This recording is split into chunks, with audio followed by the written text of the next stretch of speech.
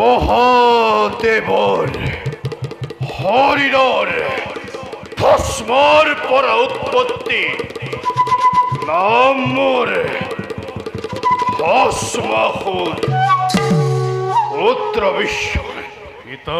পুত্ৰদয় ছন্দহেন আৰু চিত্তহেন আছে জানো দানৱৰ যক্ষাতিয়েই ধৰাৰ বক্ষতে বৈকুণ্ঠ ধামতে দেৱ আৰু দানৱৰ উপস্থিতিতে বিষ্ণুৱে বৃহস্পতিকে দেৱ গুৰুৰ পথে কৰিলে প্ৰদান দেৱ গুৰু হোৱাৰ দিন ধৰি বৃহস্পতিয়ে দেৱতাৰ পথে কৰিছে প্ৰদৰ্শন কিন্তু আজি পৰ্যন্ত নাপালো আমি গুৰুৰ সান্নিধ্য গুৰুহীন হোৱাৰ বাবে এই অসুৰ জাতিকে স্বৰ্গৰ দেৱতা আৰু মৰ্ত্যৰ মানৱ সমাজে বাৰে বাৰে কৰে উপহাস স্বৰ্গৰ দেৱতা আৰু মৰ্ত্যৰ মানৱৰ ইমান সাহস পিতা পুত্ৰ চিন্তা তুমি কৰা পৰিহাৰ এই অসুৰকে কৰি উপহাস স্বৰ্গৰ দেৱতা মৰ্ত্যৰ মানৱে নিজেই নিজৰ মৃত্যুকে দিলে নিমন্ত্ৰণ আৰু মোৰ সহ্য নহয় আৰু মোৰ সহ্য নহয় আজ্ঞা পিতা মুহূৰ্ততেই আক্ৰমণ কৰি মৰ্ত্যধাম নিশেষ কৰি মানৱৰ অস্তিত্ব তাৰ পাছতে স্বৰ্গপুৰী কৰিম আক্ৰমণ দেখিব জগতে দানৱৰ পৰাক্ৰম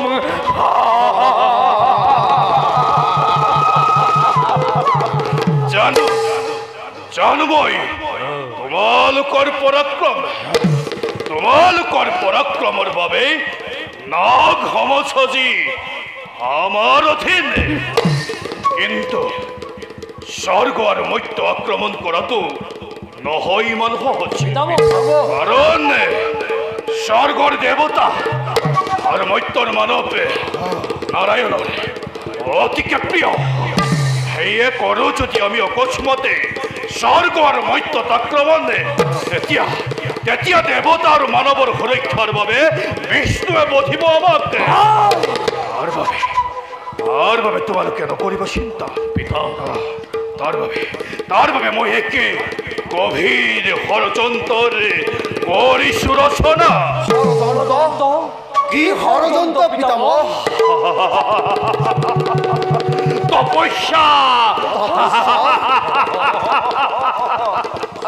তপস্যার তুষ্ট করি দেব হুল পানিকে চলে বলে কিংবা মায়ার কৌশলেরে অমরত্ব বর্ময়ী করিম হস্তগত তার পাছতে দানৱৰ ভয়তে ত্ৰিভুৱন হব কম্পমান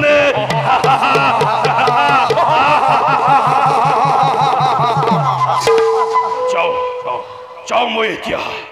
তপস্যাৰ হেতু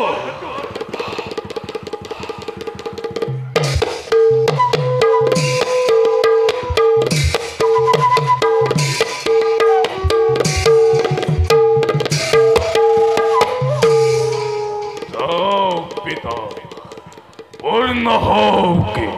মনোবাঞ্ছা তোমাৰ গুৰুহীন হোৱাৰ বাবে পথভ্ৰষ্ট দানৱকে স্বৰ্গৰ দেৱতা আৰু মৰ্ত্যৰ মানৱে বাৰে বাৰে কৰে উপহাস নহয় সহ্য। অস্থির নহব পিতা, তোমার দরে বীরর পুত্র আমি, যার হিরত পিতামহ ভস্মাসুরর দরে বীরর আছে আশীর্বাদ। হাজার হাজার ঐরাবতর শক্তি আছে আমার তো বহুত। আর এই শক্তিরে বিশ্ব ব্রহ্মাণ্ড যদি প্রলয়র করু সূচনা, তেন্তে পিতা তেন্তে পারিব জানো দানবর শক্তির আগত তিষ্ঠিব মত্যর মানব সহিতে স্বৰ্গৰ সেই ৩৩ কোটি দেৱতাই। মোৰো সেই একেই পিতা, স্বৰ্গৰ দেৱতাক ধূলি সাথী কৰি উৰম দানৱৰ বিজয়ী নিশান।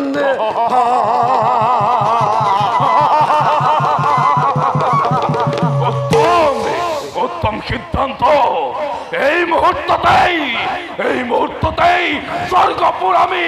করিম আক্রমণ। কর হবে জয়ধ্বনি মেদিনী কপাল। জয় পিতা বিশ্বসেন,